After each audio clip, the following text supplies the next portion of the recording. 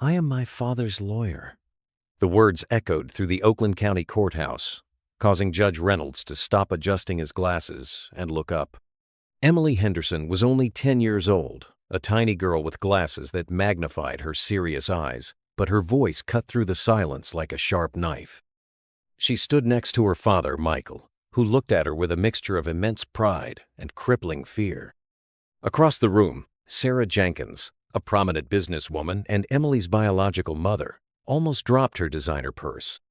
"I'm sorry, young lady, but this is a legal hearing for adults," the judge said with forced patience, looking at the small girl who had dared to interrupt a multi-million-dollar custody case. "I know, Your Honor. But according to Article 12 of the Convention on the Rights of the Child, ratified by the United States, I have the right to express my opinion on matters that directly affect me," Emily stated, adjusting her glasses. She opened a worn school notebook.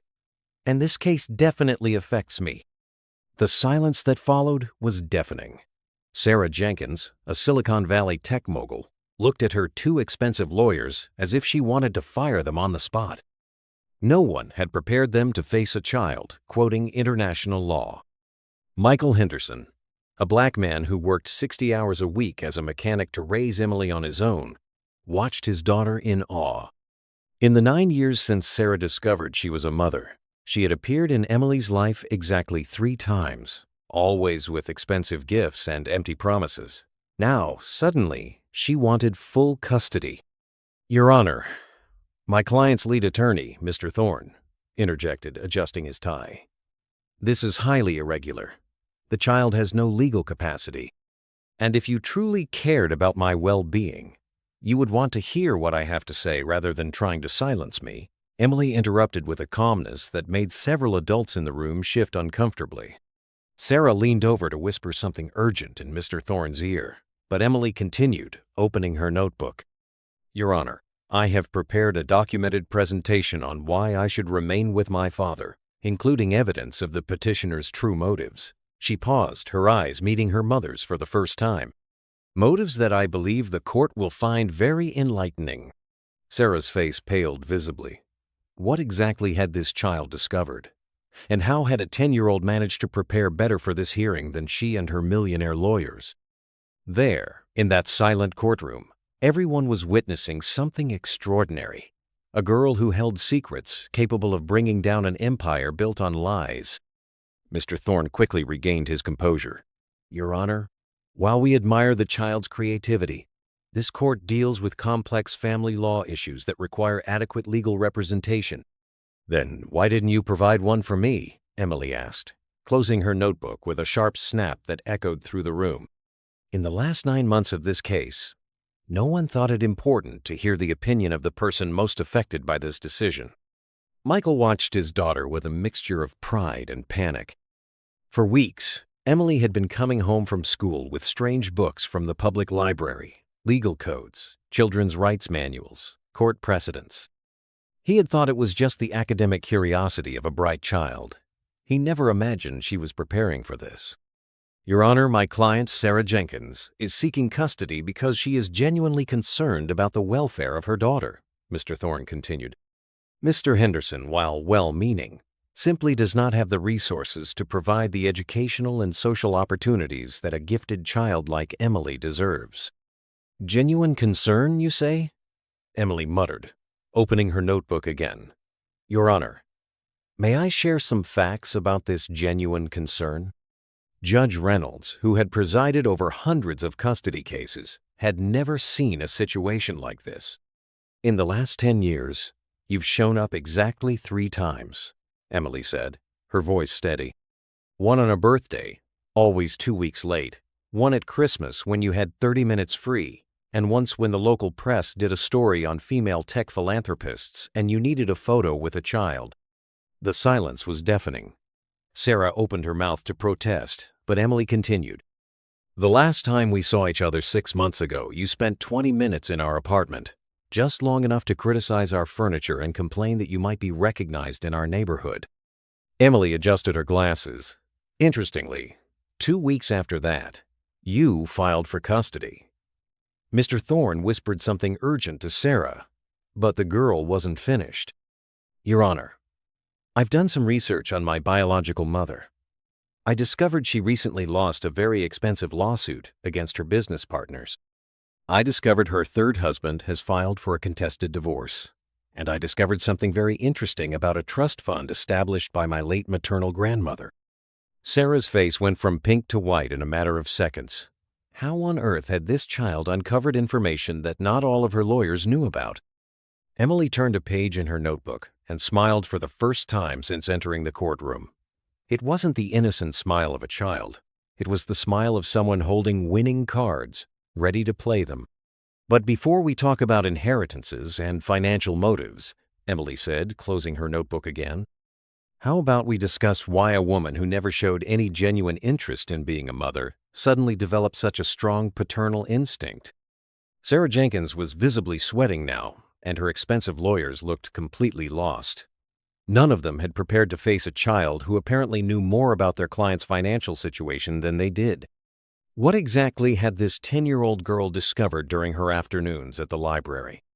Judge Reynolds leaned forward, his judicial curiosity clearly piqued. Emily, you mentioned evidence. What kind of evidence could a 10-year-old have gathered? Your Honor, for the past 3 months since I learned of this lawsuit, I have devoted every Tuesday and Thursday afternoon to researching at the Oakland Public Library, Emily began. Public records, newspaper archives, available corporate documents, Miss Jenkins' previous court cases. She opened a new section of her notebook. The head librarian, Mrs. Ramirez, has a master's degree in information science and taught me how to access basic legal databases. Michael looked at his daughter in amazement. For months, Emily had said she was working on a special school project at the library. He never imagined the project was to save his family. Sarah finally exploded. This is ridiculous. A 10-year-old girl digging into my private life like some kind of private investigator. Public information, ma'am, Emily corrected calmly. All perfectly legal and accessible to any American citizen, regardless of age. Emily continued her presentation methodically. I've discovered that in the last 2 years, Miss Jenkins has faced 3 significant lawsuits. She lost a $3.5 million dispute with former partners in Jenkins Tech Industries. Her current husband, her third, has filed for divorce, citing irreconcilable differences. And more interestingly, Emily interrupted, turning pages, I discovered that my late maternal grandmother, Eleanor, established a trust fund of $2.2 million specifically for me, accessible only when I turn 18 or when my biological mother obtains full legal custody. The silence in the room was absolute. My grandmother died when I was 2 years old, Emily continued. For 8 years, Miss Jenkins never mentioned my existence to her, never took me to meet her, never allowed her to know she had a granddaughter. But when Mrs. Eleanor discovered me through a private investigation, she immediately set up the fund with one very specific condition. The money would be released for my care only if my mother demonstrated genuine commitment by obtaining legal custody. If she never sought custody, the money would go directly to me at age 18 with no parental access whatsoever. The math was simple and cruel. Sarah had ignored Emily for 10 years, missing her chance to access the money. Now, facing financial ruin, she was trying to force custody to access the funds. But there's something my grandmother couldn't have foreseen, Emily said, closing her notebook. She didn't know her daughter would develop a career in ruining small family businesses through predatory practices. Mr. Thorne stood abruptly. Your Honor, this is getting completely out of hand. The child is making baseless accusations. I can prove everything I'm saying, Emily said, pulling a surprisingly organized manila folder from her school backpack. I have here copies of 19 lawsuits over the past 5 years, where Jenkins Tech purchased properties from financially distressed families for well below market value using insider information obtained through contacts at local banks. Michael watched his daughter turn a custody hearing into an impromptu criminal investigation using only a public library and relentless determination. On the subject of education, Emily said, opening a final section of the notebook, may I share something interesting about Miss Jenkins' educational plans for me? It was then that Sarah Jenkins fully understood what she had underestimated. Her 10-year-old daughter wasn't just smart, She was strategic, and she had uncovered secrets that even her own lawyers didn't know. During one of her rare visits to me, Emily continued methodically, I overheard a very interesting phone conversation. Miss Jenkins was talking to someone about solving the child problem after obtaining custody. Mr. Thorne stood up abruptly. Your Honor, private conversations cannot— I can prove every word, Emily interrupted, pulling a small digital recorder from her backpack. Mrs. Ramirez taught me that documenting evidence is fundamental to any legal case. The silence that followed was deafening. Sarah was now visibly shaking as she realized she had completely underestimated her own daughter's intelligence. The sound of the recording echoed through the silent courtroom. The unmistakable voice of Sarah Jenkins spoke into the phone. As soon as I get legal custody, the girl is going straight to Willow Creek boarding school. It's a strict academy in Maine. They know how to handle difficult children. She'll stay there until she's 18. And I'll have full access to the inheritance funds for educational expenses. The other person's voice was inaudible, but Sarah continued. Exactly. $800 a month for boarding. The rest is mine. The kid doesn't even have to know about the money. It's a perfect solution. He's out of the picture. I have access to the funds, and I still look like a responsible mother. Michael covered his mouth with his hands, tears streaming down his face. He never knew Sarah had planned to get rid of Emily so cruelly. There's more, Emily said calmly, stopping the recording. This part is about what she really thinks of me. The second part of the recording was even more devastating. The problem isn't just the money, it's that the girl is too smart for her own good. She asks questions, observes everything. It would be best to keep her out of the picture until she's 18, and I can sort out the financial situation. Kids like her, well, you know, we don't want her getting any ideas above her station. Sarah exploded. This is a trap. She provoked me on purpose. A 10-year-old girl can't— A 10-year-old can't what? Emily interrupted, her voice cutting like a knife. Can't be smart? Can't defend herself? Can't expose the truth about a mother who sees her as a problem to be solved? Judge Reynolds turned off the tape recorder and looked directly at Sarah Jenkins. Miss Jenkins, this recording, combined with the financial evidence, paints a very clear picture of your true motivations. The custody request is categorically denied. Emily turned to the last page of her notebook. Your Honor, there is one last thing I need to mention. Something I discovered about why my grandmother really set up that trust fund. Sarah paled even more.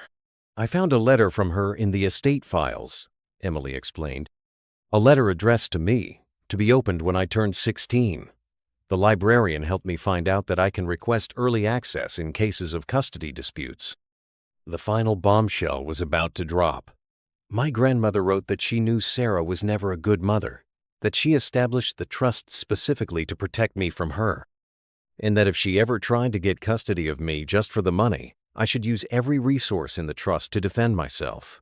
She even hired private investigators who documented all of her financial schemes over the years. It's all on file with the fund's administrator. Sarah Jenkins slumped in her chair, finally realizing she had been completely outmaneuvered by a 10-year-old she had considered nothing more than an inconvenient obstacle. Judge Reynolds banged his gavel. Based on all the evidence presented, the custody request is categorically denied. Furthermore, I order a full investigation into the possible fraudulent use of trust funds. Emily methodically put away her materials. Your Honor, may I make one last request? I would like Miss Jenkins to know that I did not do this out of anger or revenge. I did it because every child deserves to have a family that truly loves them, not one that sees them as a financial opportunity.